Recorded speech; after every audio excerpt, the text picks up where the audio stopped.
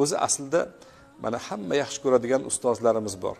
Qo'qonda To'ra buva degan otaxon bor ekan. Yoshlari 90 dan oshgan ekan, shu odamning duosini olib beraylik sizga deb olib borishdi. Haligi odamning samimiyatiga yaxshi ko'rib qoldim. Avval siz ko'zlangansiz, ozgina dam solib qo'ysin deganim uchun ham haligi ixlos qilmadim-da, yo'q, dam soldirgani bormayman deb. Lekin borganimdan keyin dam solishidan ko'ra duosi menga juda yoqib qoldi. Qo'pol qilib aytganda, haligi otaxonga bo'lgan muhabbatim o'ta oshib ketdi.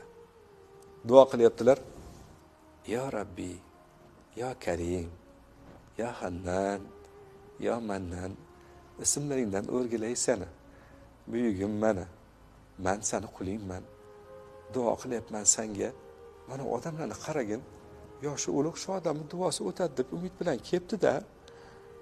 Shularning duosini qabul qilgin. Allohim meni uyaltirib qo'ymagin, deyapti. Haligi odamning qulligiga muhabbatim oshdi. Mana shu o'shan uchun ham odamdan duo olgani kelishsa kerak deyapman-da. Xuddi Allohni ko'rib turgandek, u kishini duo qilayotganida siz Allohni his qilyapsiz. Nima qilyapsiz? Mana odamlar meni yoshi ulug', senga yaqin bo'lib qolgan deb duosi o'tadi deb kelibdi-da, meni uyaltirib qo'ymagin, shularning tilaklarini bergin. O'zing karim zotsan, o'zing razzoqsan. Salovatni ham shunaqa aytayapti.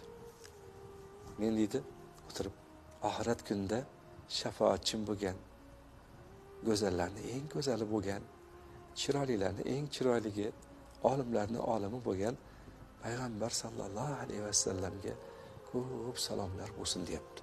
Ya'ni muhabbatini izhor qilyapti. Mana shu otaxondan yana bitta narsa, nutq qilayotgan odam, mana biz hali do'q qilish haqida gapirdik, qattiq gapirish haqida gapirdik. Hech qaysi odam do'q qilgan odamni yaxshi ko'rmaydi.